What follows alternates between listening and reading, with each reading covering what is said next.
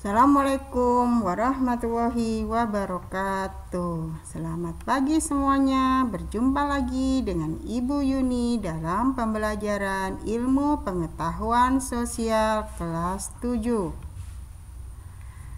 Sebelum kegiatan pembelajaran dimulai, marilah sama-sama kita membaca basmalah. Bismillahirrahmanirrahim.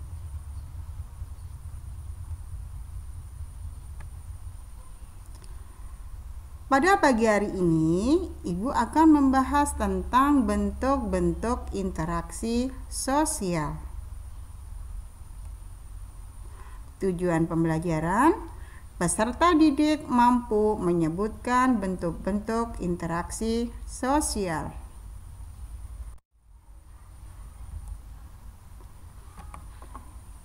Manusia selalu melakukan interaksi sosial dalam kehidupan sehari-hari. Interaksi tersebut dapat terjadi dimanapun dan kapanpun, serta dilakukan oleh siapapun. Interaksi sosial yang dilakukan dapat dilakukan menjadi kerjasama. Meskipun demikian, interaksi sosial dapat menjadi pemicu perpecahan. Interaksi yang mengarah pada kerjasama disebut dengan proses asosiatif. Proses asosiatif adalah jenis interaksi sosial yang mengarah pada penyataan dan dapat meningkatkan hubungan solidaritas antara individu atau kelompok. Interaksi yang mengarah pada perpecahan di sini disebut dengan proses disosiatif. Proses disosiatif adalah interaksi sosial yang mengarah pada perpecahan. Perpecahan dalam interaksi ini dianggap wajar karena menunjukkan adanya dinamika sosial dalam kehidupan masyarakat.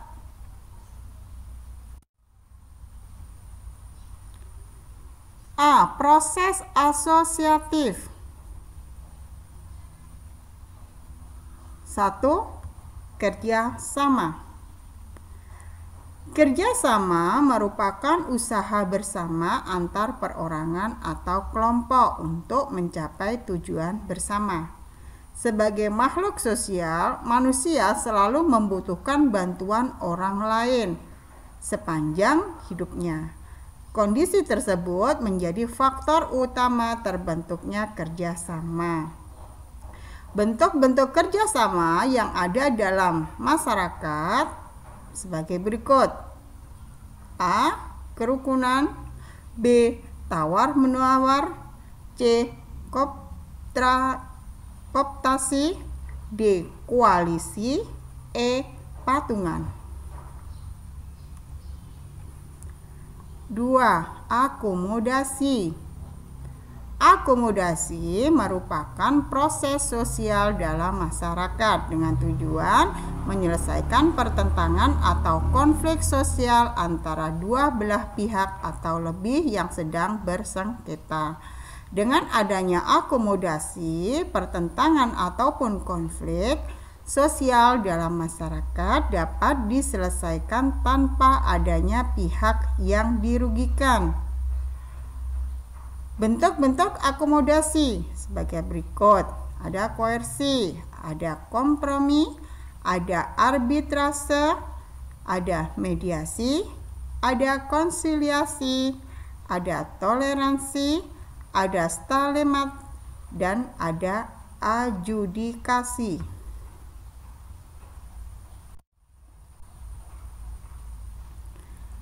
3. Asimilasi.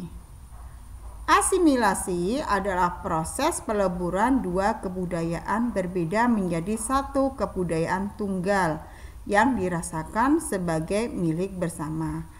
Proses asimilasi mengarah pada hilangnya perbedaan. 4. Amalgamasi. Amalgamasi adalah meleburnya dua kelompok budaya menjadi satu dan melahirkan budaya baru. Proses amalgamasi dapat menghindarkan masyarakat dari perpecahan dan pertentangan. Amalgamasi biasanya terbentuk melalui pernikahan campuran. 5. Akulturasi. Akulturasi adalah proses penerimaan dan pengelolaan unsur-unsur kebudayaan baru dari luar menjadi bagian kebudayaan suatu masyarakat. Proses penggolongan unsur-unsur kebudayaan baru tersebut dilakukan tanpa menghilangkan sifat khas kebudayaan asli.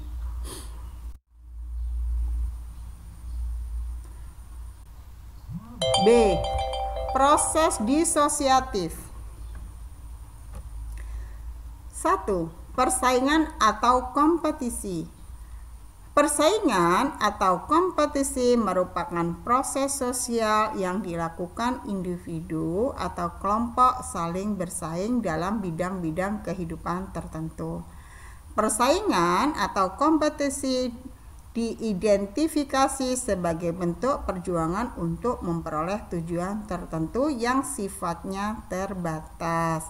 Nah, di situ ada contoh kompetensi atau persaingan dalam permainan bola voli.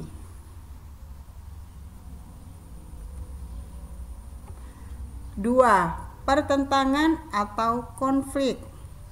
Pertentangan atau konflik dapat diartikan sebagai bentuk proses sosial yang terjadi ketika seseorang atau kelompok dengan sadar atau tidak sadar menentang pihak lain. Konflik dilakukan untuk mencapai keinginan dan tujuan.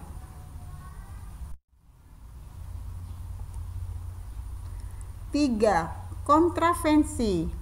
Kontravensi berasal dari bahasa Latin contra dan ventre yang berarti menghilangkan atau menentang. Kontravensi merupakan usaha merintangi atau menggagalkan tercapainya tujuan pihak lain. Kontravensi dapat dilakukan melalui beberapa cara seperti gangguan, fitnah, provokasi, dan intimidasi.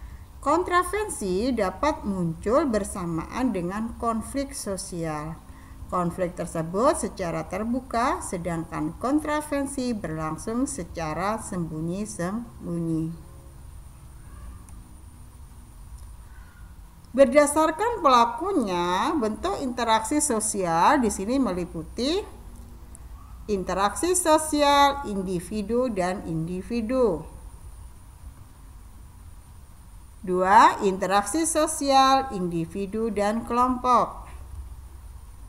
3. Interaksi sosial kelompok dan individu. 4. Interaksi sosial kelompok dan kelompok. Nah, perhatikan gambar nih. Nah, di sini ada gambar interaksi yang dilakukan antara individu dengan kelompok. Nah, di situ ada Bapak guru yang sedang menerangkan materi pembelajaran di kelas. Dikatakan individu dengan kelompok karena di situ Pak Guru cuma satu orang, sedangkan kelompoknya yaitu siswa-siswi atau peserta didik. Kemudian ada gambar dewan guru dengan siswa atau peserta didik yang berjabatan tangan. Nah, itu dilakukan pada saat pulang atau pada waktu peserta didik datang. Nah, dikatakan kelompok dengan kelompok karena di situ ada dewan guru yang lebih dari satu dan ada peserta didik juga yang lebih dari satu. Kemudian ada interaksi sosial individu dengan individu. Nah, di situ ada siswa yang sedang berjabatan tangan. Dikatakan individu karena siswa tersebut cuma 2 orang. Nah, mereka saling berjabatan tangan, tidak ada teman lainnya. Nah, demikian tadi pembelajaran kita pada pagi hari ini. Untuk menutup kegiatan kita pada pagi hari ini, marilah kita sama-sama membaca hamdalah. Alhamdulillahirabbil alamin. Assalamualaikum warahmatullahi wabarakatuh.